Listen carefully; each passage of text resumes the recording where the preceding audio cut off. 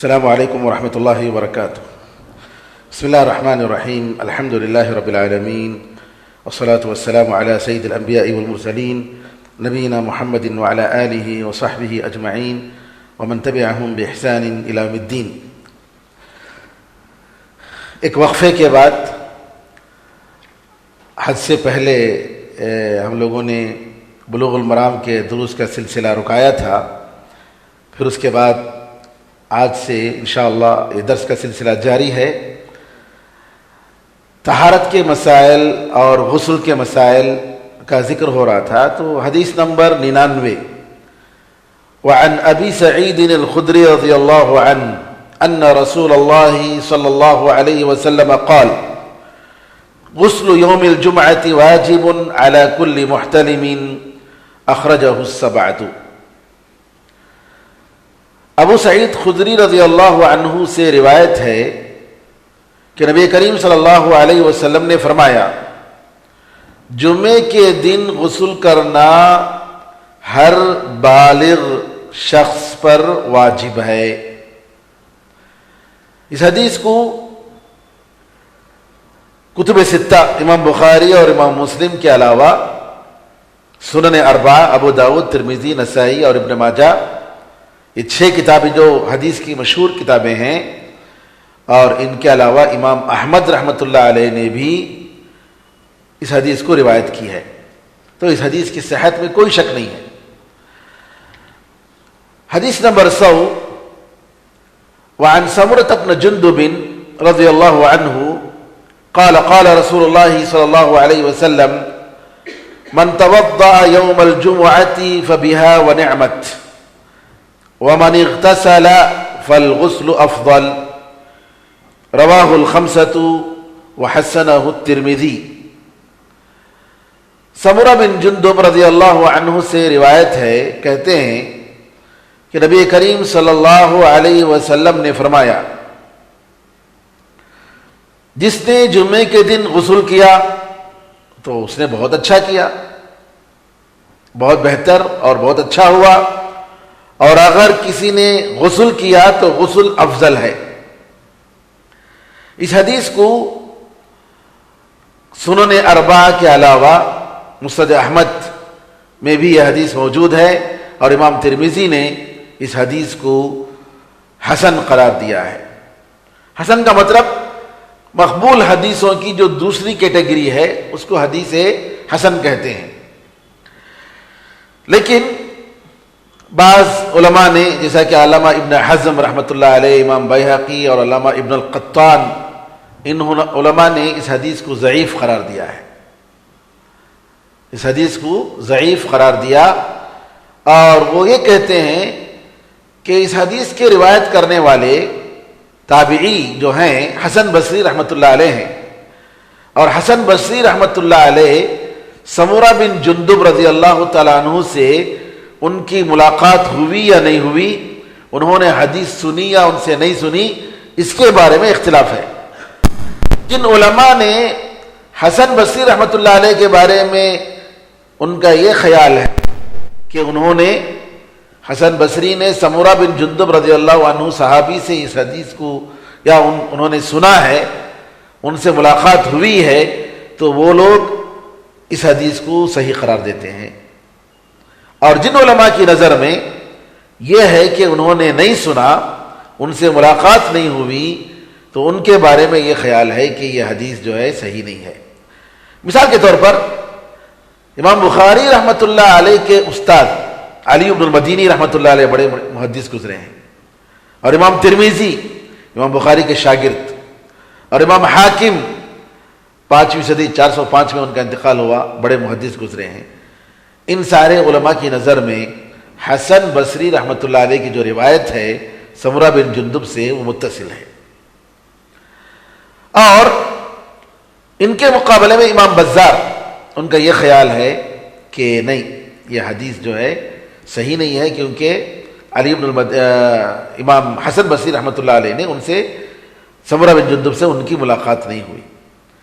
لیکن شیخ البانی رحمۃ اللہ علیہ کہتے ہیں جیسے بھی ہو، اس حدیث کے جو راوی لوگ ہیں سند میں وہ سب کے سب ثقہ لوگ ہیں، قابل عمل اور قابل ثقہ لوگ ہیں جن کی روایتوں کو لیا جاتا ہے.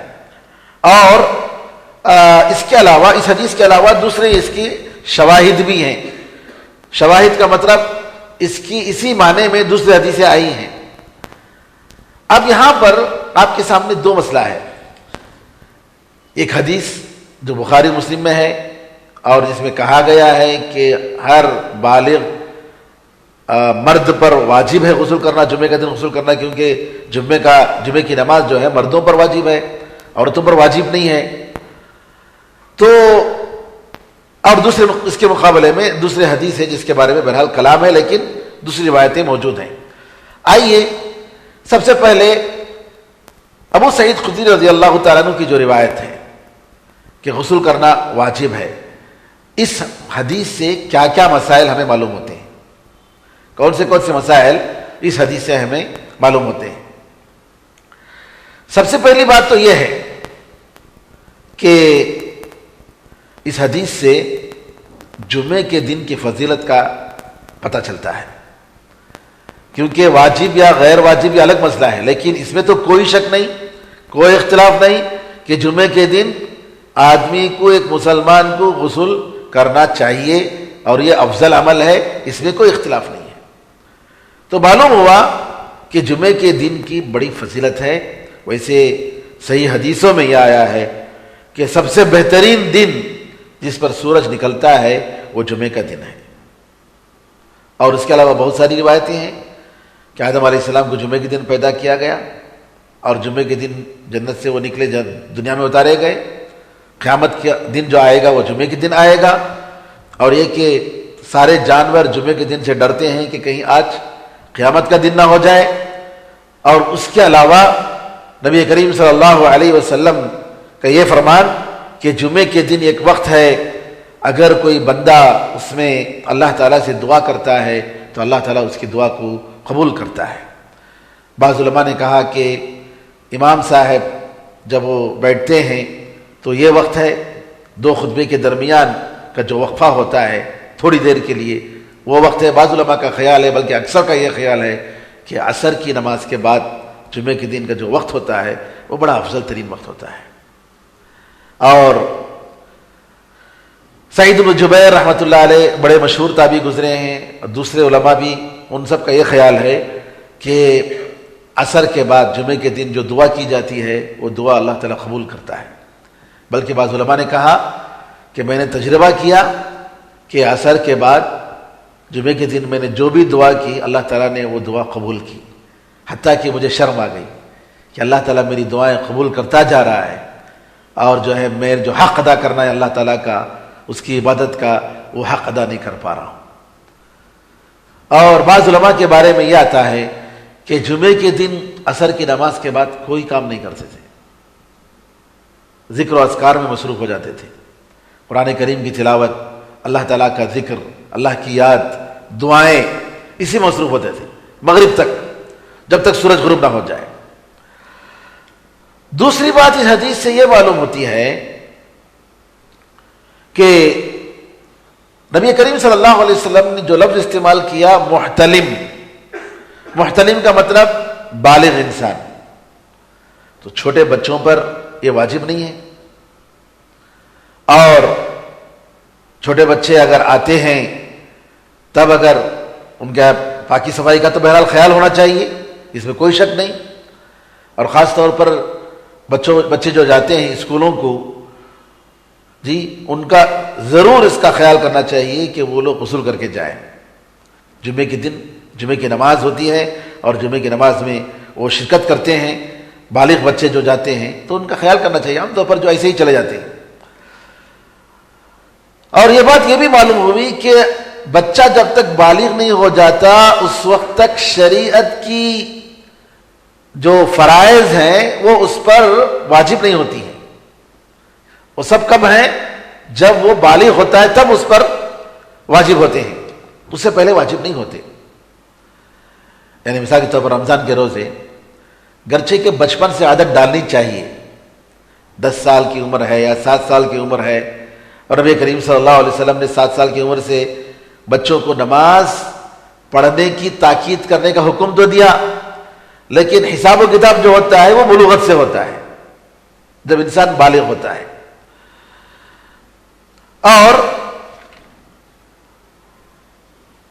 جمعے کے دن غسل کے علاوہ ناخن وغیرہ کاٹنا، بال وغیرہ صاف کر لینا اور خوشبو وغیرہ لگانا، ان ساری چیزوں کا دوسری حدیثوں میں ذکر آتا ہے۔ اب آئیے دوسری حدیث سمرہ بن جندب رضی اللہ تعالیٰ عنہ کی، کہ جس میں یہ کہا گیا ہے کہ اگر غسل کرتا ہے تو بہت اچھا ہے، اچھی بات ہے، اور اگر غسل نہیں کیا، وضو کیا تو الحمدللہ اچھی بات ہے، کافی ہے۔ تو اب یہ دونوں حدیث میں ایک قسم کا تعارض ہے۔ تعارض کا مطلب دونوں میں اختلاف، ایک حدیث کہتی ہے کہ واجب ہے، دوسری حدیث کہتی ہے کہ غسل کرنا افضل ہے۔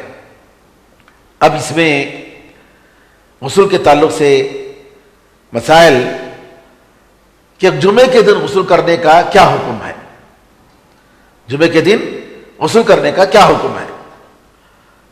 اکثر علماء کا جو خیال ہے، ائمہ اربعہ رحمۃ اللہ علیہ مجمعین، امام ابو حنیفہ رحمۃ اللہ علیہ، امام مالک اور امام شافعی اور امام احمد بن حنبل، چاروں مشہور فقہی مسالک کے علماء کا، ائمہ کا یہ خیال ہے کہ جمعے کے دن غسل کرنا یہ مستحب ہے،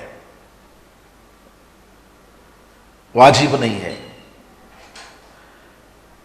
اور یہ حدیث جو ہماری گزری ہے سمرہ بن جندب رضی اللہ تعالیٰ عنہ کی، جس میں یہ کہا گیا کہ وضو کرے تو اچھا ہے لیکن غسل کرے تو افضل ہے، اسی حدیث سے ان لوگوں نے دلیل دی۔ ان کے مقابلے میں دوسرا قول ہے ظاہری، اہل ظاہر، امام داؤد ظاہری 3 صدی کے عالم گزرے ہیں، اور ان کا ایک مذہب باقاعدہ رہا ہے جو آج نہیں ہے، لیکن بعض لوگوں میں، بعض جگہوں میں ہو سکتا ہے کہ کچھ ماننے والے ہوں، جس کو کہتے ہیں ظاہری مذہب۔ ظاہری مذہب کا مطلب یہ ہے کہ حدیث میں جو چیز ظاہر ہے اس کو لینا چاہیے، اس پر عمل کرنا چاہیے۔ ان کا یہ خیال ہے کہ نبی کریم صلی اللہ علیہ وسلم نے یہاں جمعے کے دن غسل کرنے کو واجب قرار دیا ہے، لفظ واجب کا استعمال کیا ہے، لہذا غسل واجب ہے، جمعے کے دن کا غسل واجب ہے۔ اور یہ شیخ البانی رحمۃ اللہ علیہ کی بھی یہی رائے ہے کہ جمعے کے دن غسل کرنا بالغ انسان پر جو جمعے کے لیے آتا ہے واجب ہے۔ تیسری ایک رائے ہے شیخ الاسلام ابن تیمیہ رحمۃ اللہ علیہ کی، ان کا یہ خیال ہے کہ جمعے کے دن مردوں کے لیے غسل کرنا مستحب ہے، واجب نہیں ہے، لیکن اگر کسی انسان سے، اس کے جسم سے بدبو نکل رہی ہو جس کی وجہ سے فرشتوں کو اور مسجد میں مصلیوں کو تکلیف ہوتی ہو، یا ایسا پسینہ نکلتا ہے جس کی وجہ سے دوسروں کو پریشانی ہوتی ہے، تو ایسے موقع پر جی اس کو غسل کرنا واجب ہے، اس کے لیے غسل کرنا واجب ہے۔ یہ امام ابن تیمیہ رحمۃ اللہ علیہ کا یہ خیال ہے اور یہ فتویٰ ہے، اور ان کی دلیل یہ ہے کہ عائشہ رضی اللہ تعالیٰ عنہ فرماتی ہیں، جیسا کہ امام بخاری اور امام مسلم کی حدیث ہے، کہ لوگ جمعے کے دن دور دور جگہوں سے آتے تھے، عوالی سے آتے تھے۔ عوالی آج بھی مدینے میں ایک علاقہ ہے، ایریا ہے جو عوالی کے نام سے مشہور ہے۔ عوالی کا مطلب یعنی اونچا علاقہ، جو مسجد نبوی کے قبلے کی طرف ہے، اور اس طرف جو ہے کھجور کے باغات بھی ہیں، اور آج کل ان علاقوں میں شیعہ زیادہ رہتے ہیں۔ تو عائشہ رضی اللہ عنہ فرماتی ہیں کہ لوگ آتے تھے اور عبا پہن کر آتے تھے، اور غبار ان کو لگتا تھا اور اس سے بدبو نکلتی تھی، تو نبی کریم صلی اللہ علیہ وسلم نے فرمایا کہ کاش تم لوگ آج کے دن کے لیے غسل کر لیتے۔ نبی کریم صلی اللہ علیہ وسلم نے ان کو دیکھ کر یہ فرمایا۔ تو بہرحال ابن تیمیہ رحمۃ اللہ علیہ کا خیال ہے کہ اگر کسی کے جسم سے ایسی یعنی بدبو وغیرہ نکل رہی ہو اور اس کو احساس ہو تو اس پر واجب ہے کہ غسل کر کے ہی وہ آئے تاکہ دوسروں کو تکلیف نہ ہو.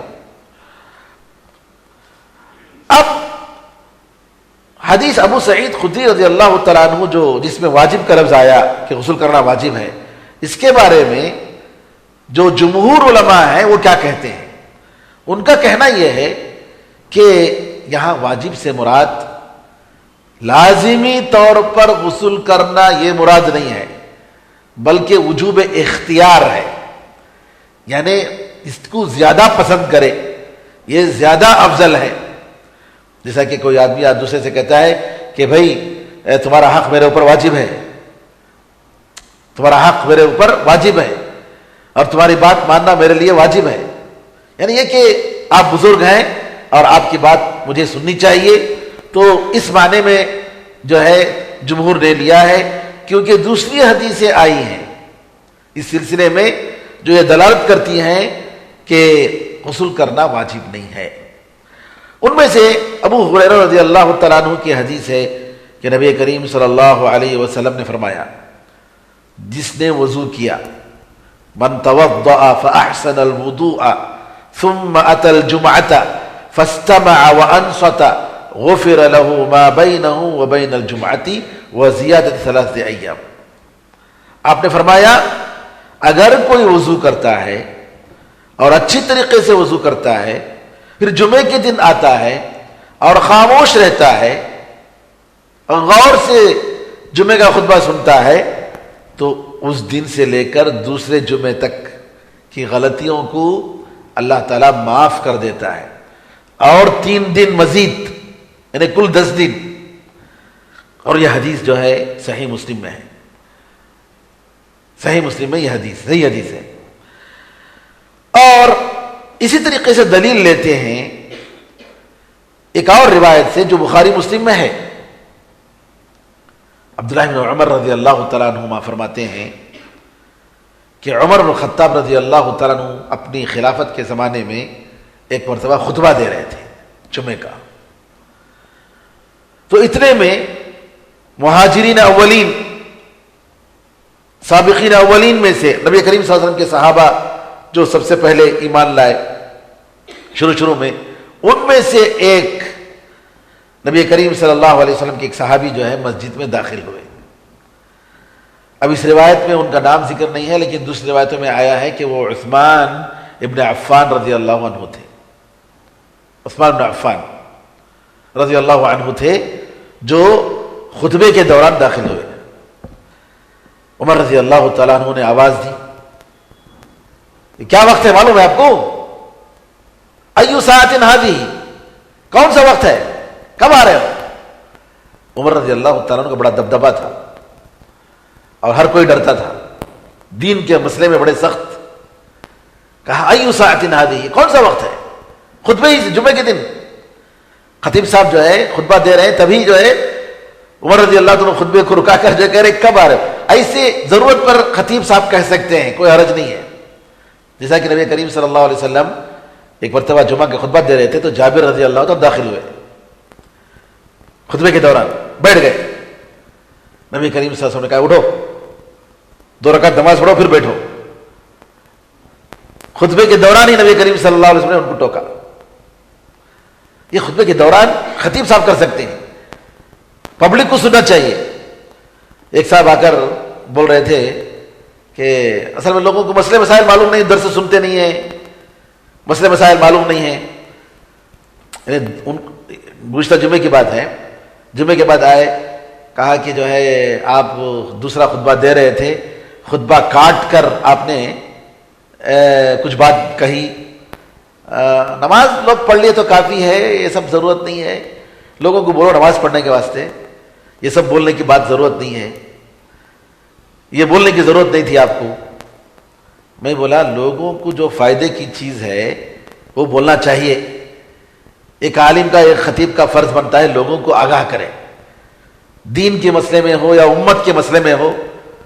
امت کے وجود کا مسئلہ ہے آج ہمارے ملک میں، اور ایسی صورت میں یہ جو پیپر وغیرہ بنانا ہے، ڈاکومنٹیشن ہے، یا پاپولیشن میں اپنا نام جو ہے اپنے فیملی کا، اپنے بچوں کا سب یہ کرنا ہے، وہ سب ضروری ہے. نہیں نماز پڑھے تو کافی ہے بھائی، سب ہو جاتا، سب صحیح ہو جاتا. میں بولا دیکھو نماز بھی پڑھنی چاہیے اور اسباب بھی تلاش کرنا چاہیے، اللہ سے دعا بھی کرنی چاہیے، یہ بھی ہونا چاہیے وہ بھی ہونا چاہیے. نبی کریم صلی اللہ علیہ وسلم ہجرت کے موقع پر اسباب تلاش کیے کہ نہیں کیے؟ باقاعدہ گئے، جا کر جو ہے 3 دن آپ غار میں چھپ گئے. کون ہے؟ ابو بکر ساتھ ہیں. اور کھانے پینے کا برابر انتظام کرنے کیے. کیا بولے؟ راشن توشہ لے کر آنا. کون؟ عبد الرحمن ابو بکر کے بیٹے آتے تھے جی کھانا لینے کے لیے، لاتے تھے، پہنچاتے تھے.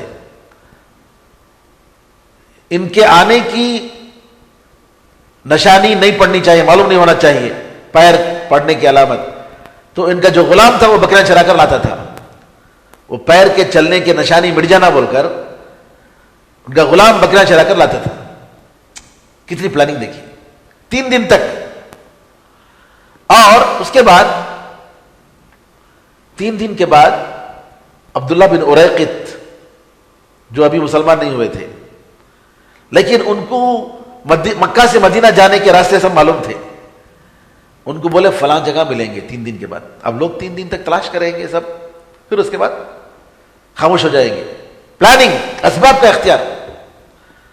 تو نبی کریم صلی اللہ علیہ وسلم عبداللہ بن اریقط کو بولتے فلاں جگہ ملیں گے، اونٹوں کو لے کر فلاں جگہ آ جانا.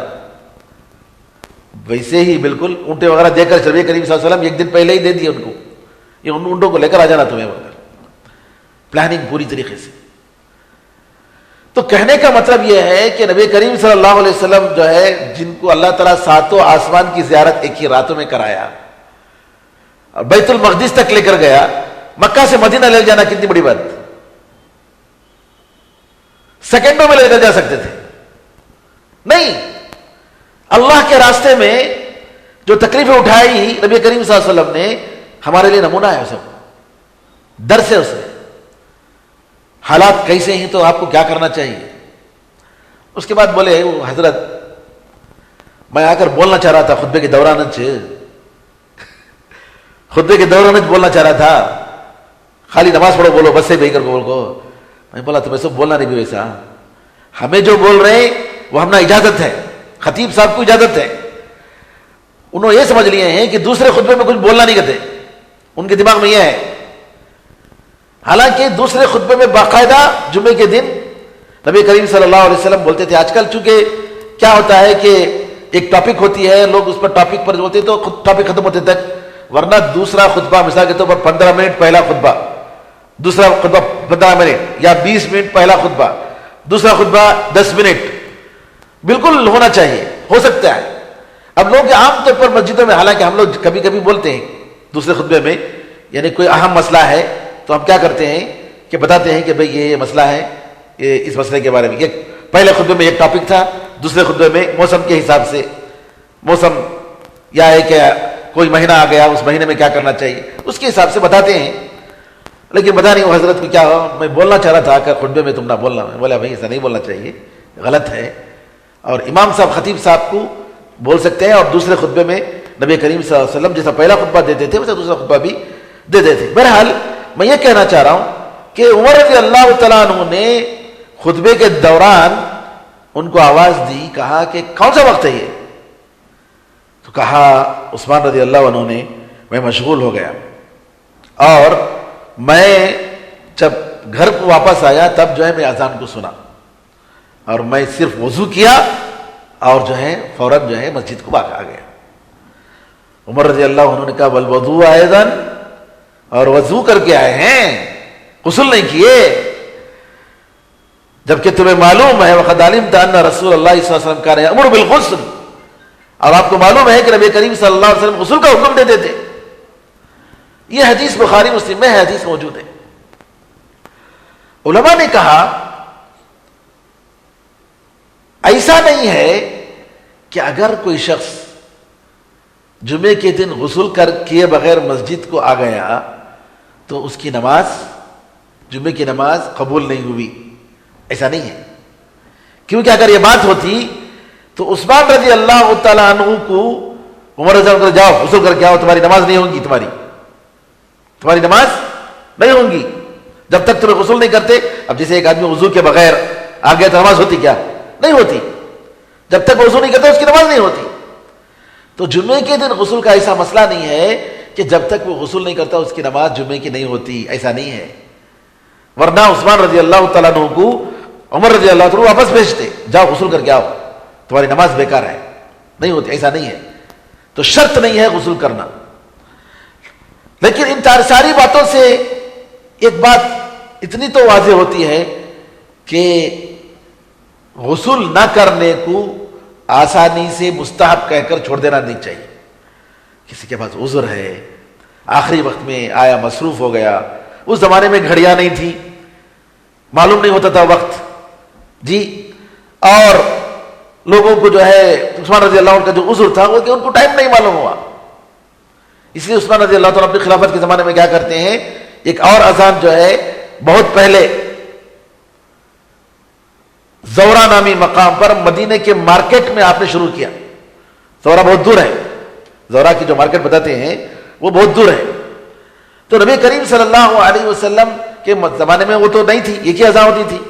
لیکن عثمان رضی اللہ تعالیٰ عنہ نے اس اذان کو ایک دوسرے اذان انہوں نے شروع کی تاکہ لوگ جو ہے جلدی آ کر وضو کر کے غسل کر کے وضو کر کے مسجد کو آئے اور جمعے کی تیاری کر کے آئے.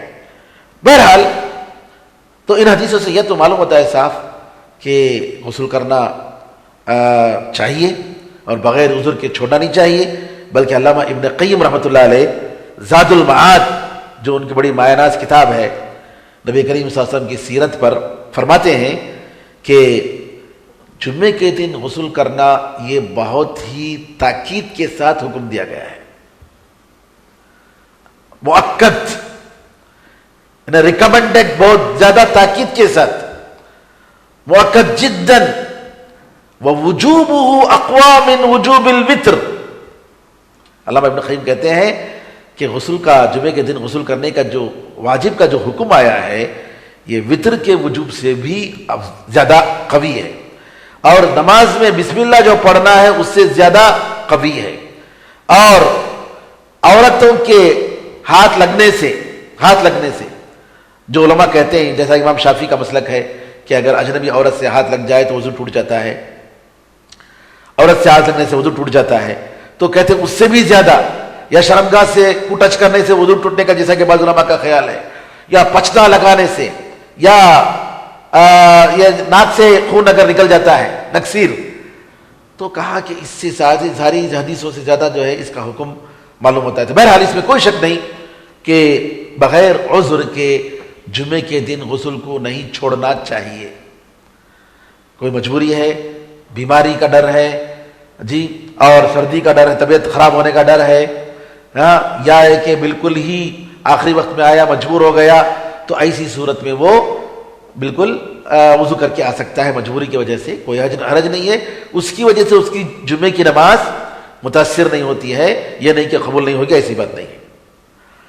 ایک اور مسئلہ ہے یہاں پر، وہ یہ ہے کہ غسل کس وقت کریں. غسل جو ہے جمعے کے دن غسل کس وقت کریں. اکثر علماء کا یہ خیال ہے کہ فجر کا وقت جب داخل ہو گیا تب یہ غسل کر سکتا ہے جمعے کے لیے، اور اس کے بعد اگر چلے جا رہا ہے نماز کے لیے تو کوئی حرج نہیں. جیسا کہ حدیث میں آتا ہے من غسل واغتسل، اگر کوئی غسل دیتا ہے، ایک بعض روایت میں من غسل یعنی رأسہ، یعنی جس نے اب غسل دیا، غسل پاک کیا، یعنی اپنے سر کو دھویا اور پورے بدن پر پانی ڈالا، یعنی غسل واغتسل میں دو معنی لیا علماء نے. حدیث آتی ہے کہ اگر کسی نے غسل دیا اور غسل کیا، وبکر وابتکر، اور بہت پہلے نکل کر مسجد کو آیا، بالکل سویرے، تو اس میں جو حدیث آتی ہے تو غسلہ سے مراد علماء نے یہ کہا کہ جمعے کے دن آدمی خود بھی غسل کرے اور اپنی بیوی پر بھی غسل واجب کرائے. یعنی بیوی سے ملے اور غسل اس پر واجب ہو جائے. تو غسلہ سے مراد یہ کہ جو ہے اپنی بیوی کو غسل دے. غسل دینے کا مطلب یہ کہ غسل کا سبب بنے اپنے تعلق کے ذریعے. واغتسل اور غسل خود بھی کرے. تو اگر کوئی غسل کرتا ہے تو صبح میں فجر کی نماز کو آیا غسل کرنے کے بعد وہ انشاءاللہ جمعے کے دن کے غسل میں اعتبار ہو جائے گا, اس کا شمار ہو جائے گا. بعض علماء کا خیال ہے کہ نہیں, اس کو جمعے کے وقت جانے سے پہلے غسل کرنا چاہیے. امام مالک کا قول ہے.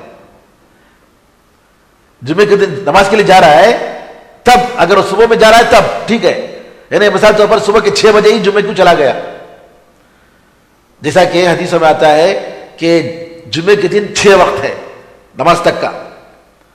پہلے وقت میں اگر جاتا ہے تو کیا قربانی, اونٹ کی قربانی دینے کا ثواب. علماء کا کہتے ہیں کہ فجر کی نماز کے بعد یہ وقت شروع ہوتا ہے. فجر کی نماز کے بعد یہ وقت شروع ہوتا ہے. دوسرے وقت میں اگر گیا تو جو ہے گائے قربانی دینے کے برابر اس کا ثواب. تیسرے وقت میں اگر گیا تو بکرا قربانی دینے کے ثواب. چوتھے وقت میں گیا تو مرغی. 5 وقت میں گیا تو انڈا. پھر اس کے بعد جب ختم ہو جاتا ہے, چھٹا وقت جب شروع ہوتا ہے تو امام صاحب آ جاتے ہیں. تو علماء نے کہا کہ یہ 6 ٹائم آپ نے جو بتایا نبی کریم صلی اللہ علیہ وسلم نے, یہ زوال کا ٹائم ہے, اس وقت جو زوال شروع ہوتا ہے. تو اس سے یہ معلوم ہوتا ہے کہ فجر کے وقت میں, فجر سے پہلے بھی اگر کوئی غسل کر لیا تو کوئی بات نہیں, گویا اس نے جمعے کے دن غسل کی. بعض علماء کا خیال ہے, جیسا کہ امام مالک کا خیال ہے, کہ نہیں, جب جمعے کو جائے گا تب. اگر کوئی شخص فجر کے وقت غسل کیا مثال کے طور پر, پھر وہ جمعے کے دن 10-11 بجے گیا, اس کو غسل کر کے جانا چاہیے امام مالک رحمۃ اللہ علیہ کے قول کے مطابق. اور شیخ البانی رحمۃ اللہ علیہ کا یہ خیال ہے کہ اگر کوئی شخص جنابت کی حالت میں ہو گیا جمعے کے دن, غسل اس پر جنابت کی وجہ سے واجب ہو گیا, تو وہ غسل بھی کرنا چاہیے اور جمعے کا غسل بھی الگ سے کرنا چاہیے.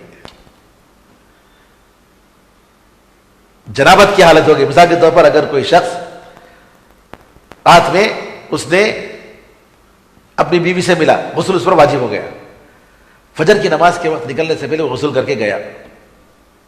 جمہور کے قول کے مطابق اس کا یہ غسل جنابت کا بھی ہو گیا اور جمعے کے دن کا بھی ہو گیا, کافی ہے, دوبارہ غسل کرنے کی ضرورت نہیں. شیخ البانی رحمۃ اللہ علیہ کہتے ہیں کہ نہیں, اس نے جو غسل کیا صبح میں وہ جنابت کا غسل ہے, جمعے کا غسل ایک اور واجب ہے, الگ ہے, الگ اس کا حکم ہے, اس کو بھی وہ بھی کرنا چاہیے. لیکن یہ قول جو ہے مرجوح قول ہے, راجح قول یہی ہے کہ اگر اس نے فجر سے پہلے اگر اس نے غسل کیا ہے تو انشاءاللہ جمعے کے دن میں غسل کرنے کے حکم میں ضرور آئے گا, اور اس کو دوبارہ جو ہے جمعے کے وقت جانے کے لیے غسل کرنے کی ضرورت نہیں. شیخ البانی رحمۃ اللہ علیہ کا جو قول ہے کہ جنابت کے لیے الگ غسل ہونا چاہیے اور پھر جمعے کے لیے الگ غسل ہونا چاہیے, یہ قول جو ہے ظاہری مذہب کے علماء کا بھی یہی قول ہے. ظاہری مذہب کے علماء کا جیسا کہ داؤد ظاہری کا میں نے ذکر فرمایا, ان کا بھی یہ قول ہے. آج تک یہاں تک جو اس مسئلے کو ختم کرتے ہیں. ہمارے پاس ایک اور مسائل ہے انشاءاللہ کہ قرآن کریم کو جنابت کی حالت میں پڑھنا چاہیے کہ نہیں پڑھنا چاہیے. انشاءاللہ اگلے درس میں یہ بات آئے گی. اللہ سے دعا ہے کہ اللہ تعالی ہم سب کو دین حق کو جاننے, اس پر عمل کرنے کی توفیق عطا فرمائے. آمین یا ارحم الراحمین. الحمدللہ رب العالمین, وصلی اللہ وسلم علی نبینا محمد وعلی آلہ وصحبہ اجمعین. السلام علیکم ورحمۃ اللہ.